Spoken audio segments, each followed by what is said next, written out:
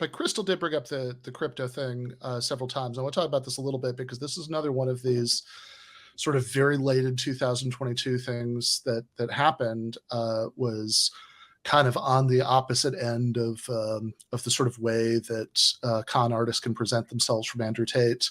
There's Samuel Bankman-Fried, I think is say this, who presented himself as being this guy who he was super into something called effective altruism, which I had unfortunately heard about because a lot of people in academic philosophy are really into this, but it's, and these, a lot of people who are really into this will say actually it's the sort of wonderful way out of the sort of dilemma that people from their class background might otherwise have about whether to sort of do something that you could feel good about or go out and try to make a lot of money, and say no, what you need to do is you need to earn to give. You should become as rich as possible, but you're also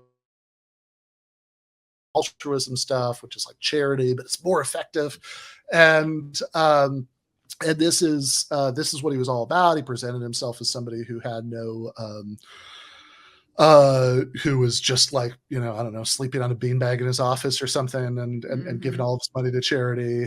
And that's what he really cared about. And should say, I mean, another way that it's kind of on the opposite end of the spectrum of recently busted con artists from Andrew Tate is that he was like the most mainstream imaginable people were incredibly eager to buddy up with this guy. They, like Bill Clinton, did events with him. And so it's sort of at the intersection of a certain kind of like fraudulent establishment liberalism and with a phenomenon that we associate more with with like, I don't know, libertarians who think that the Matrix or whatever doesn't want you to invest in crypto. Yeah, I mean, I got sort of obsessed with the effective altruism thing as well, because it wasn't, so the effective altruism piece, that's one thing where it's like, rather than doing what feels good, your goal in life, like the highest good you could serve is to make as much money as possible. And so you get into this, of course, ends justify the means kind of a thing. And you can see how you end up, Sam Bankman-Fried, following that philosophy and thinking like, well, I'm going to do more good with these billions of dollars than my customers are. So it's fine for me to take this customer money and make these bets and enrich myself because I'm the one who's following the philosophy and like, investing it in the best possible charitable way known to mankind. And then there's this other piece of it that he subscribed to called long-termism, which is like, we shouldn't even really care that much about the problems of today. So it also gives you an excuse to just ignore any existing pain that maybe you're causing, for example, or just is in your community, and allows you just to overlook the poverty and the pain that's going on right here in front of your eyes.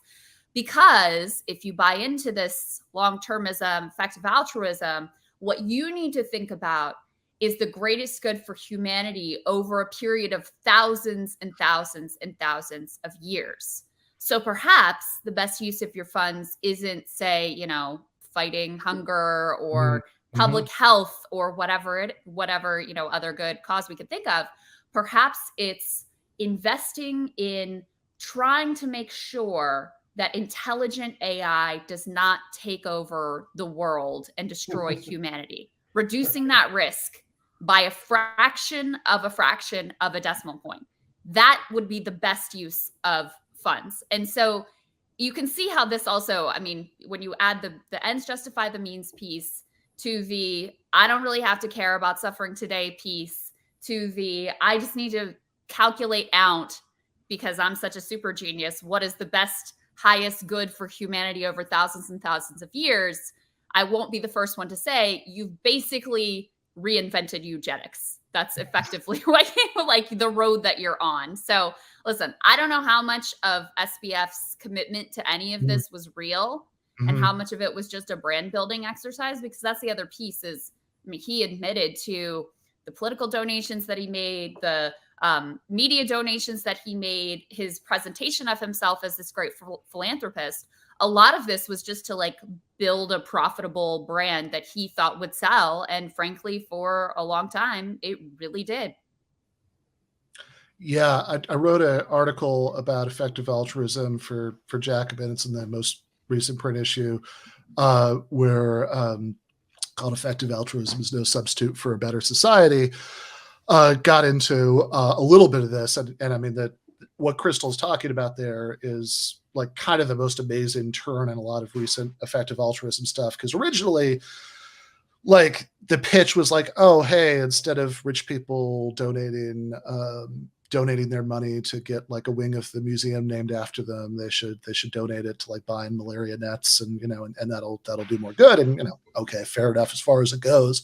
We could talk about how far that goes, but like then there's this weird shift in some of this stuff with long-termism from like malaria nets to like worried about Skynet, that the evil AI that's going to kill us all.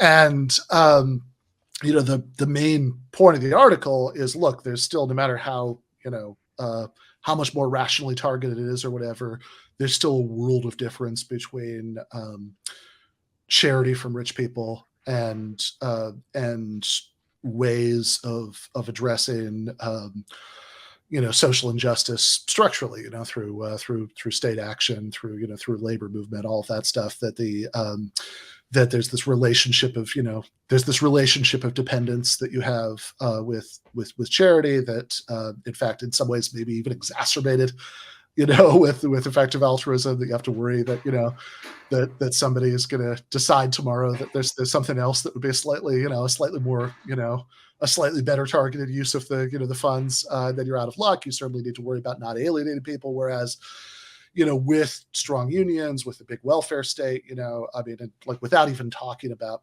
more radical longer term things than that, just sticking with those, that you have social rights that you can actually rely on, that have some solidity to them, that are very hard politically to take away once you give them.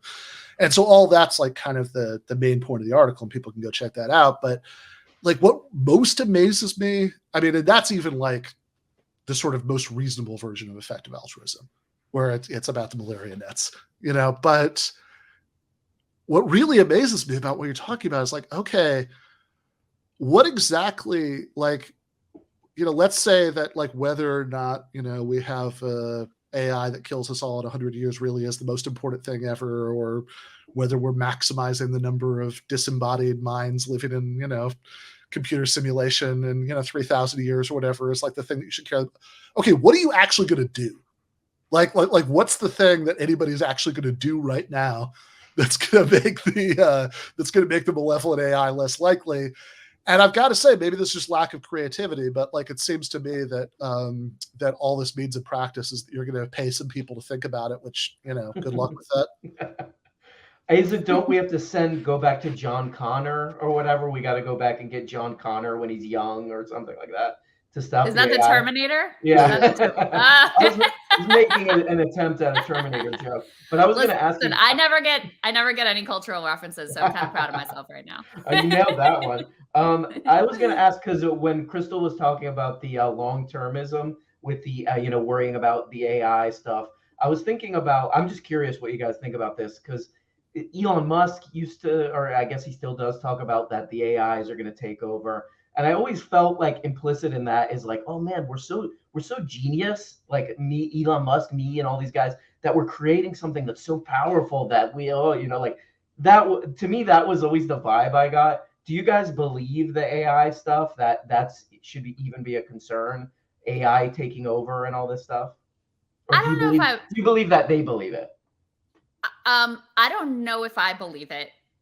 I believe that they believe it, but I do think it's very convenient for these guys that when they decided like, oh, well, we're going to calculate out what's the most important problem in the world for us to spend all of our resources. It just happens to be in like their field and industry. Right. So I mean, that's why effective altruism, it has so many layers of convenient ideology for them. First of all, they get to justify their accumulation of massive, disgusting amounts of wealth that is really indefensible, right? But no, this is actually, it's not just okay, it's actually good because you're going to use it and deploy it in the best possible way. So acquire that wealth in whatever way, by whatever means necessary. So there's that.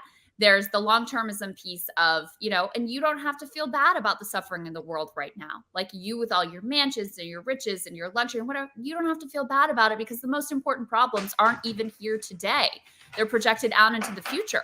So all of the suffering of, your employees that you fired or, your customers who you stole from, no problem. Don't need to worry about that. In the grand scheme of humanity, it's literally nothing. And then the last layer of convenience is, by the way, the most important problem in the world is the one that you're super special at, big guy. So you're the center of the universe. So I'm sure I know there are a lot of people who believe in effective altruism who have, used it to shape their giving in a way that probably is better. And so I'm not I don't want to indict anyone who's ever dabbled with this philosophy.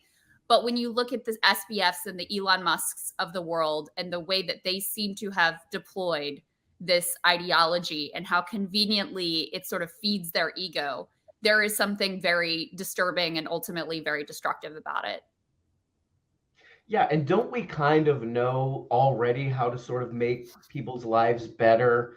I mean, based on real world data from other countries and, just quality of life sort of indexes, stuff like that. Don't we kind of already, and I don't know, just the simple things like, a better education system. I mean, it seems so ridiculous. It seems so obvious. And it actually exists in the world in other places, things that we could do right now. Well, this is something always, that always bugs me because, look, long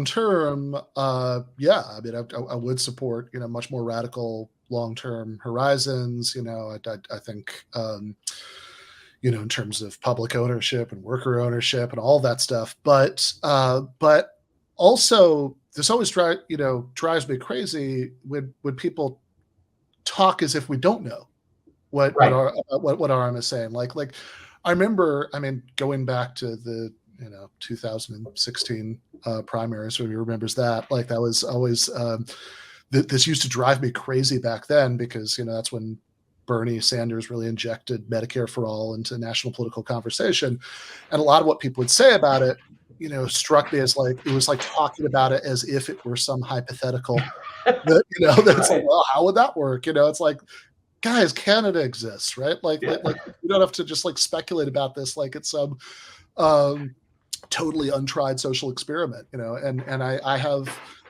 I remember actually was at this event in the UK, the Hay Festival, last summer, and I was talking to somebody after one of the events, and we had this very abstract philosophical conversation about general principles, and at a certain point they said, well, okay, but I could agree with all that, but maybe I think a really free market would do a better job or something. And I was like, okay, but that Sweden exists, right? And this isn't new information, that actually having, just in terms of sort of short-term horizons, bigger, stronger labor unions and sectoral bargaining and expansive welfare state, all this stuff. We actually know exactly what the results of that are. And again, I really think there is an important difference between those results. And even look, if you're a rich person who wants to donate money, sure, I can go along with what Krystal says, that they have or whatever, a person with enough to donate, even if you're not super rich, and you want to donate, you want to donate money, and this has helped you target it better, fine, right? I've no problem with that. I think it's a nice thing to do.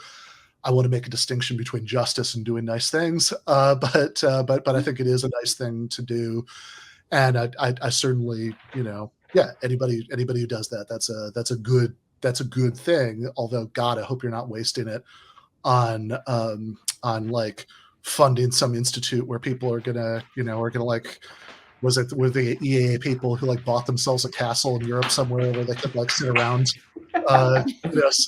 around thinking about AI taking over the world in the future. That seems like a good use of money. Yeah, to distribute Ayn Rand books to everybody in the country. That's the kind of things they come up with. That's the greatest good. I mean, I'm sure you guys have met people like this who are like so smart in a certain way that they get themselves back to stupid. I mean, that's what strikes me. There was economic research a while back. I think the economist who did it is this guy, Dan Ariely, on people who cheat at, games or sports or whatever. And there was some research into like, okay, what's the archetype of the person who's most likely to cheat? And the thing they found out is that it was correlated with IQ, because people would be intelligent enough to persuade themselves that what they were doing wasn't really wrong, so they could come up with this elaborate scheme of like, well, considering this and considering 5,000 years of the future. And if you calculate it out, really, I'm actually doing the right thing here. And both Elon Musk and SBF sort of strike me as those types.